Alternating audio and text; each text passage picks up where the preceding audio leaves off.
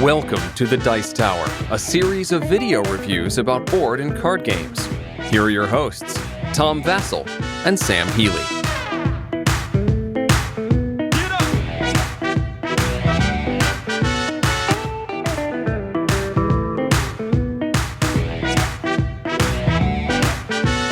All right, Sam, I got it, I think.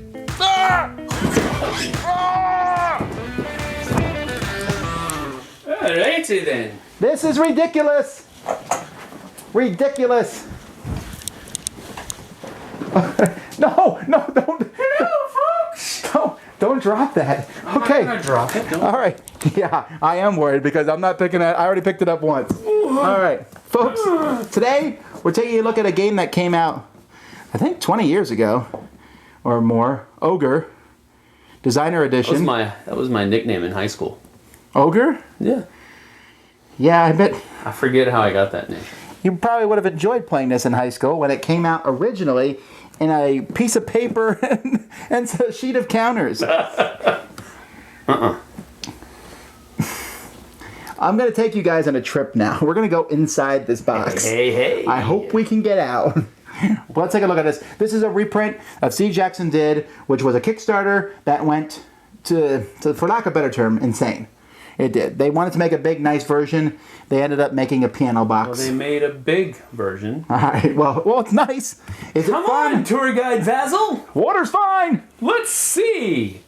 Okay, so let's open this box, which is not really that easy to open because of the gigantic air pocket inside it. But all right. So inside here we have a poster that shows you what an ogre looks like and how it works, and a piece of cardboard to keep everything safe. We have this Designer Edition. On the back it says read me first, and it shows you how to put everything together.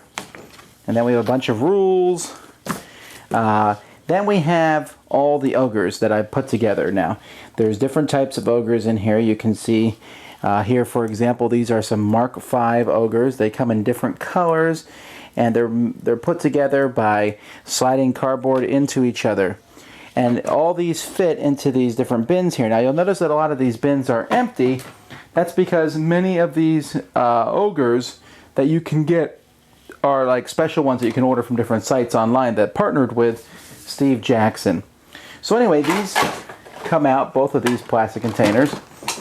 And then underneath that you have these two boards, which make up the original boards for the purposes of the game.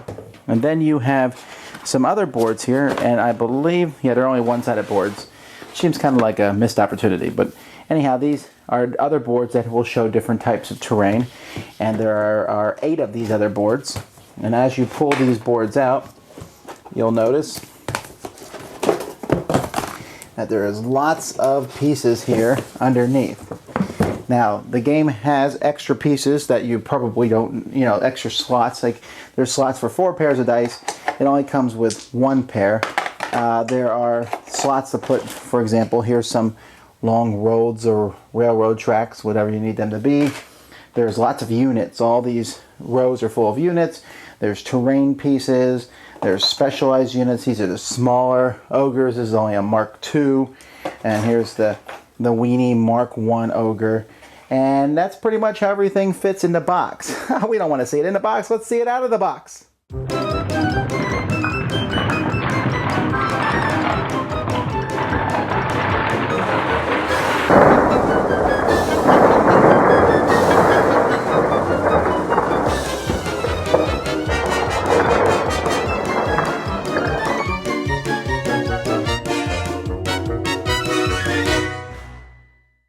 Here's the original board for Ogre, which, as you can see, is a fairly simple board. The terrain on it is negligible. There's some craters which nobody can go into, but you can shoot over them. There's ridges that a few people, most vehicles can't go over them, but humans can climb over them, and large tanks can. This is the other terrain that comes in the box, which, as you can see, has a whole bunch of different things. They can be connected together. It's actually pretty cool terrain. I wouldn't be surprised if the advanced squad leader people like it. So this has a lot more terrain with trees and different effects, and you can even add onto this one more terrain and do different things. But the original board here is used for the basic scenario. In the basic scenario, one player simply gets one Mark III Ogre. So this is a Mark III Ogre. There's actually quite a few of them included in this game, and three different colors: white, red, and blue. And that Ogre is going to start on one side of the board and is going to progress to the other side of the board. There's an enemy headquarters, and you can use one of the three-dimensional buildings for the enemy headquarters that you have to destroy. Well, you don't have to, but there's different levels of victory. If the Ogre escapes off the edge of the board, that's a kind of a victory. If he destroys headquarters, it's a better victory. If he kills everything on the whole board, that's total victory. While if you stop him from moving, you get the other guys get a victory, etc. Now the Ogre is going to be using this sheet here, and you can see down here is the Ogre Mark III. Now this looks complicated, and it really isn't. Essentially, there's different guns that the Ogre has. He has 4 secondary batteries, 2 missiles, a main battery, and 8 anti-personnel weapons. Then he has 45 tread units. Now, the tread units let the Ogre move a specific amount of distance. So, for example, this Ogre here can move 6 spaces, and when he loses a certain number of tread, then he can only move 4, then 2, then 0, etc. He has different kinds of weapons that have an attack amount, a range that they can shoot, and a defense. The reason they have a defense is because the enemy can, and when they target the Ogre, they have to target what part of the Ogre they're shooting at. They can shoot at the guns, they can shoot at his treads, they can shoot at these guns down here. And it also shows you what size the Ogre is. There's a whole pile of different types of Ogres and different things that you can use, but in the basic game, you're really only using one of these. Now, that's an inches one. If you're going to use the hexes, then you'll use this one here. So this Ogre would move 3 spaces, 2 spaces, 1 space, etc. And then everything here, instead of going by inches, goes by space. So this is the sheet that you would likely use. The player fighting the Ogre is going to take a large amount of units, basically depending on what scenario. Units have a certain cost. Most vehicle units cost 1, although the light vehicles cost half of a deployment point, while howitzers and super heavy tanks might cost 2 deployment points. You also get a certain number of infantry, and in this game infantry can be in groups of 1, 2, or 3, and so they have different ones for that. You'll notice that these vehicles also have an attack number, a range, a defense, a movement, and that tells you what type. And there's a possibility they have special abilities, like the super heavy tank can shoot, in his gun is a strength of 6, but he can shoot 2 attacks of 3. Many vehicles can be disabled by attacks, so you would turn them over, and the game is ready. Well, basically, you're going to build your army and then set it up all around on this board, basically set up defenses, and the game begins. Gameplay is really simple. Ogre guy moves, shoots any weapons that he has. Good guy moves as many of his people as he wants to, shoots weapons that he has, and you keep going as you destroy and disable stuff. Now, how do you attack somebody? When you attack somebody, you are going to compare your attack number to their defense number. And then you will use what is called a combat results table here. And you will look at the odds. So let's say my attack is 8 and your defense is 4. Well, that's pretty obvious. It's 2-to-1 odds. If you're not sure, there's actually an app that they've made, a free app that you can figure out the odds, but you always round them in favor of the defender. So if I have an attack of 7 and you have a defense of 4, that's actually rounds down to 1-to-1. So I just look at this. You then will roll a die to see what the result of that is. And so, for example, let's say it's 2-to-1. I attack you, I roll the die, I roll a 1, and nothing happens. If I had rolled a 2 or 3, I would have disabled you. And a 4, 5, or 6, I would destroy you. And that's how, attacks are very simple. You're blowing stuff up, you're disabling it, or nothing happens. Now, with the Ogre, disables do nothing to it. So you have to really hurt the Ogre. But once you take out the Ogre's weapons, he no longer has those weapons to hit you back. Once you take out all of his tread units, he basically just sits there, and you've kind of won the game at that point because he can't go any farther. Disabled units can undisable. If I have a disabled unit at the beginning of my turn, I can bring it back if it was not just disabled that turn. So when the Ogre disables a unit, there's a good chance he'll destroy it the next turn. But if he doesn't, let's say he keeps moving and ignores you, you have a chance to come back and maybe come back and fight another day. Or maybe he misses you the second turn. There really isn't that many more rules. It may seem like it. There's a lot of things where they talk about the units and how all the different units work and how a turn sequence works and movement, etc. But it is pretty simple. There is some rules about ramming. The Ogre can just run people over and small units can smash into the Ogre to try to slow its treads down. And then there's a whole section on how to use trains, which is this whole advanced thing, or overrun combat, which is kind of a optional thing, and cruise missiles, which are really powerful. And really, this game is a very simple game. There's just a whole lot of extra things you can add. Instead of using one Ogre, you can use two. Instead of using an Ogre 3, I can use this Doppelsoldner vehicle. Or maybe I can give both sides an Ogre and have them both have armies. The armies actually come in different colors for this purpose. But what I just showed you is the basic scenario. Ogre tries to get from one side to the board to the other, destroy the headquarters, and the other players stop him. And everything after that is gravy. First benefit of the game. Hurry up, I'm getting... By the time we're done with this, Sam will have had his workout for the day. Alright, put it down. Okay. This is amazing, the amount of stuff they put in this box. It's very true. If anybody complains and they're like, why didn't they include that?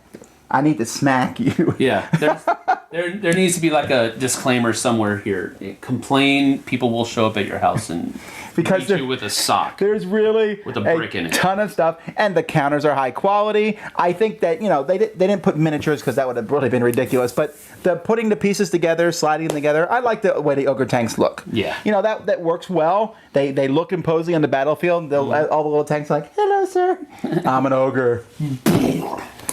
I'm a huge fan of Ogre stuff. I love the Bolo universe with the giant tanks, and this is that.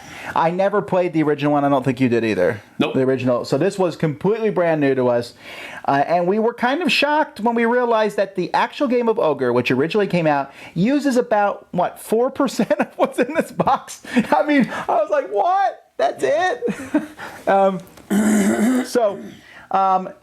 The size... This is awesome and cool, and I'm glad Steve Jackson did this, but this is really a detriment. I would have to rate this game a 10 for me to keep it. Yeah, that's true. I would have to rate this game a 10 for me to keep it, because where am I supposed to store this? Right. If I'm going to go travel to my even gaming thing, I have to buy a kid's car seat to put this in the car. You know, it takes a whole seat up. I mean, it's really huge, and it's unwieldy, and I actually think that's a detriment. Yeah. You know... There's no other... I mean, even Twilight Imperium and Descent, at their biggest, were not this unwieldy. Well, I don't know. Now, Arkham Horror, maybe. They are... Twilight Imperium is probably this long. Yeah, but it wasn't this... I don't know, it just seems... And it's about a little bit over half as thick. But, I don't know, it's just... The fact that it's a square... and not a rectangle. Maybe you could have fit it into a rectangle and made it a little bit thin. Well, okay. I don't know. But, I mean, some people are going to love this. Yeah. So, what's about gameplay? Gameplay is surprisingly really simple. Yeah. I was really surprised. I was expecting... It had a CRT thing, you know, a combat results table. Yeah. When I was like, but you know what? That combat results table, you look at the same 3 lines like the whole game. Right. You've got it memorized by the end of the game, pretty much. And then when I looked at the sheets for the Ogres, it immediately made me think of Battletech, which we played a lot in college. And I thought, oh, well, Battletech was fairly complex. Battletech isn't that complex, but compared to Ogre... I mean, on a scale of complexity, Ogre's like a 4 out of 10. Yeah, it's very simple. And so it's really easy to get into, even if you've never played it before, which we hadn't. Boom, up and running. Yeah. And you know what? I like it. I really dig the whole idea of a bunch of little guys against one big guy, and I could play either side in that regard. I also like the idea that this box allows you to take 20 big guys against 20 other big guys with about 1,000 little guys if you want. Although I don't know that I would ever do that. It's like a headache. I'm keeping track on all the charts. But you can do that. No, yeah, you can. You can run trains. You can have terrain and all. I mean, it's all there. But at its core, it's a very simple, light war game, which again, to me, doesn't warrant it being in this gigantic of a box. Well, I don't know. It's opulence, I guess you could say, at its cardboard finest. I mean, it's definitely not a complex game to where you're going to have to play it 3 or 4 times to get to understand how to play it. You'll have this within the first 10, 15 minutes of gameplay. You'll have it down pat, and it's smooth sailing on out after that. So I think that the size... I mean, the designer's edition says it all. I mean, this is what the designer wanted to do with it, and he did what he wanted to do. So, just like when you have the director's cut movie, that's what the director wanted the movies to play, but they couldn't for one reason or another. All right, let's take all that away. Okay. The gameplay itself. Like we've said, it's simple. It's almost... Too simple? Yeah, that's what I was about to say. Took the words right out of my mouth. It's almost too simple because...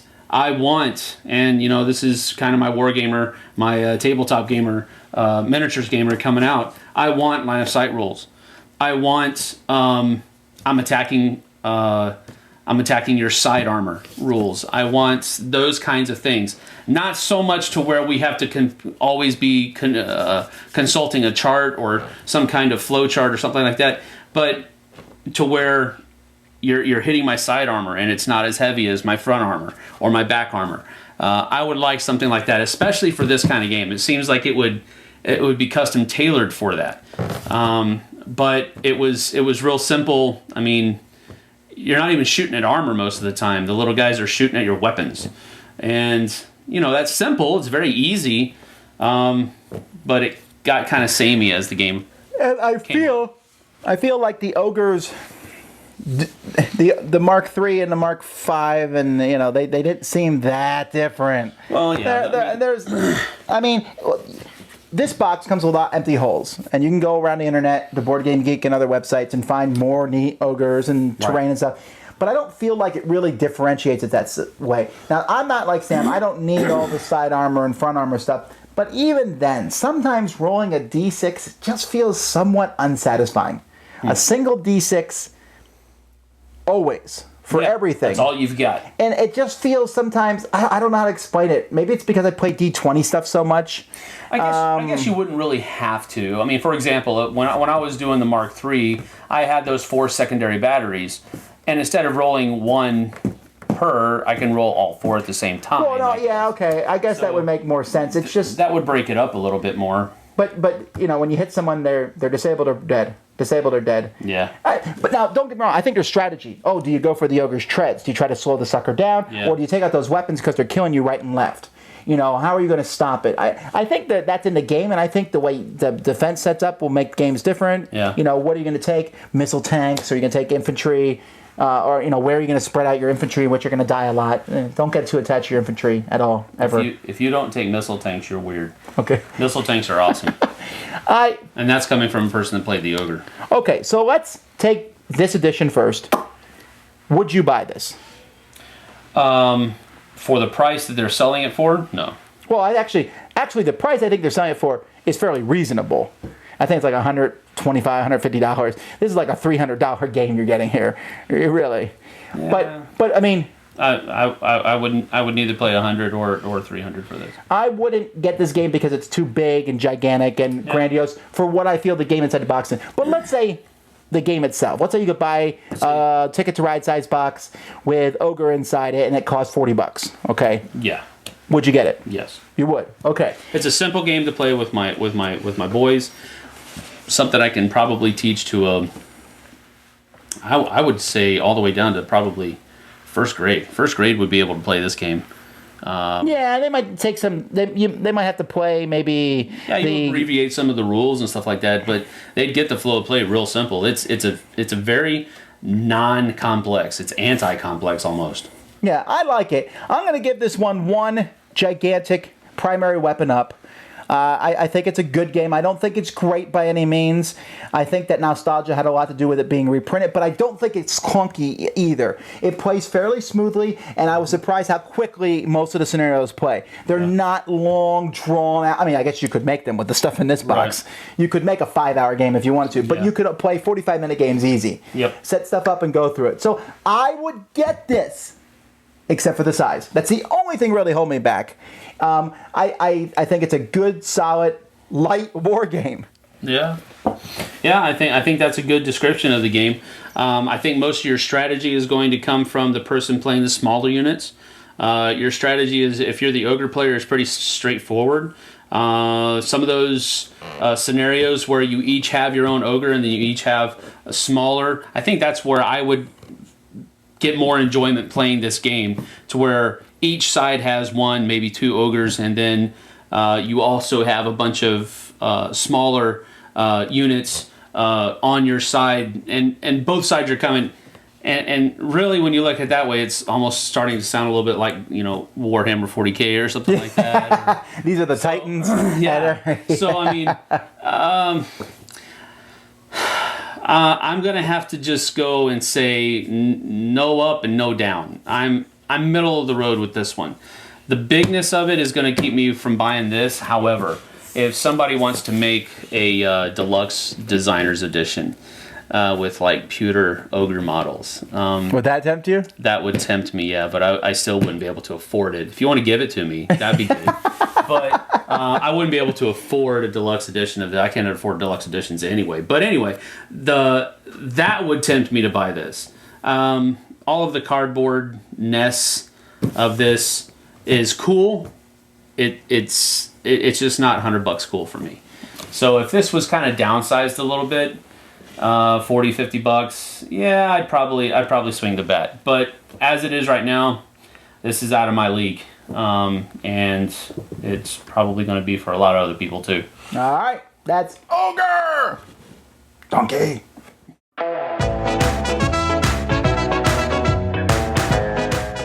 Thanks so much for watching the Dice Tower videos. Find more great videos and reviews, as well as our top-rated audio podcast at Dicetower.com. You can also find other great shows at Dicetowernetwork.com. I'm Eric Summerer, and you've been watching The Dice Tower. The Dice Tower is sponsored by Cool Stuff Inc., where you can find great games for great prices. Cool stuff in stock. Check them out at CoolStuffInc.com.